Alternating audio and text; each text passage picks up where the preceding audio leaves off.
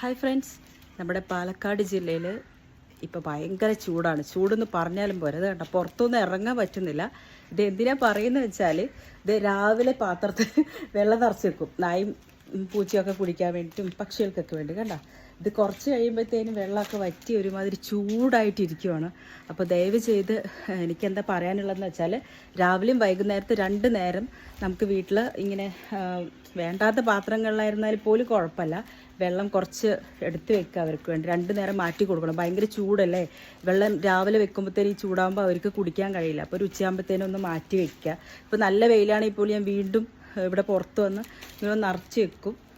ഇതാണ് ടോം. ഇപ്പോൾ ഇവിടെ എപ്പോഴും ഇതേ കിടക്കുന്നത് നിങ്ങൾ കാണാറില്ല. ഇപ്പോൾ അവൻ പോലും ഇവിടെ കിടക്കുന്നില്ല. എന്താ വെച്ചാൽ ചൂട് താങ്ങാണ്ട് കാറിൻ്റെ അടിയിലൊക്കെ കിടക്കുന്നത്. ഇപ്പോൾ നല്ല വെയിലായി കഴിഞ്ഞപ്പോൾ ഇപ്പോൾ എണിച്ച് പോയതാണ്.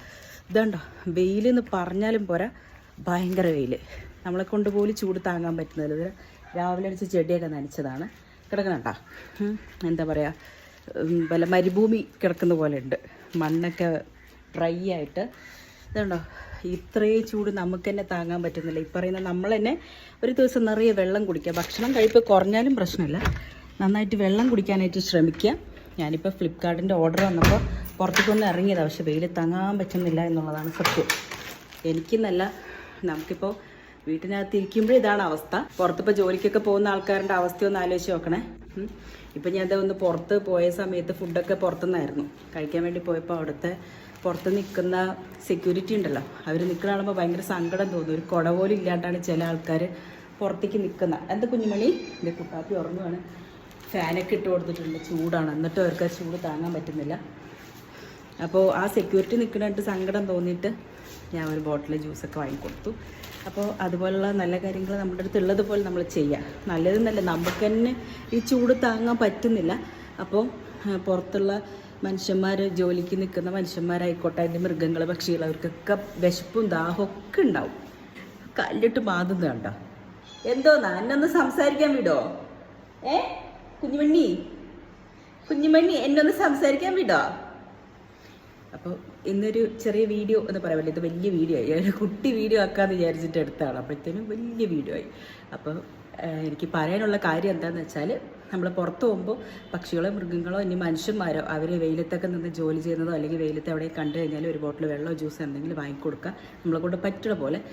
ഇനിയിപ്പോൾ വിശക്കുന്നവരാണെങ്കിൽ അവർക്ക് എന്തെങ്കിലും ചെറുതായിട്ട് ഫുഡ് വാങ്ങിച്ചു കൊടുക്കുക. ഇതൊക്കെ ഞാൻ ഡെയിലി ചെയ്യുന്ന ഒരാളാണ്. എന്നെക്കൊണ്ടാവുന്ന പോലെ ഞാൻ ചെയ്യുന്നുണ്ട്.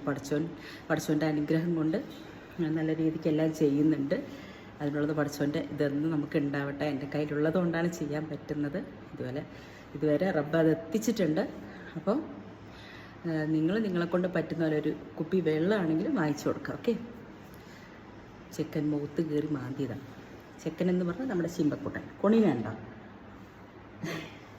അപ്പോൾ ഓക്കെ ഫ്രണ്ട്സ്, ഈ വെയിൽ കൊണ്ടിട്ടാണെങ്കിലും സംസാരിച്ചതേ ഭയങ്കര ഇതായിട്ട് ഇരിക്കുവാണെങ്കിൽ ഞാൻ പോയിട്ട് തണുത്ത വെള്ളമൊക്കെ കുടിക്കട്ടെ. അപ്പോൾ ഓക്കെ ഫ്രണ്ട്സ്, അടുത്തൊരു വീഡിയോ ആയിട്ട് കാണാം. അപ്പോൾ ഓക്കെ, ബൈ. കുത്താപ്പോ ഒരു ബൈ പറഞ്ഞു മുത്തേ. കുത്താപ്പി ബിസിയ, ഉറങ്ങാൻ വേണ്ടി കിടന്ന, നല്ല ചൂടല്ലേ. ഇതിവിടെ ഒരു സ്നേഹപ്രകടനം. അപ്പോൾ ഞാൻ ബൈ പറഞ്ഞടി. കുട്ടാപ്പോ അല്ലേ ഇത് ശിമ്പു. കുട്ടാപ്പെന്ന് അവിടെ വിളിച്ചിട്ട് ഇവിടെ കുട്ടാപ്പി. കുഞ്ഞുമണി ഇതേ മിന്നു തല്ലൂടാൻ വേണ്ടിയിട്ട് ഇങ്ങനെ ഏത് നേരം നടക്കുകയാണ്. അപ്പോൾ ഓക്കെ ഫ്രണ്ട്സ്, അടുത്തൊരു വീഡിയോ എടുക്കാം.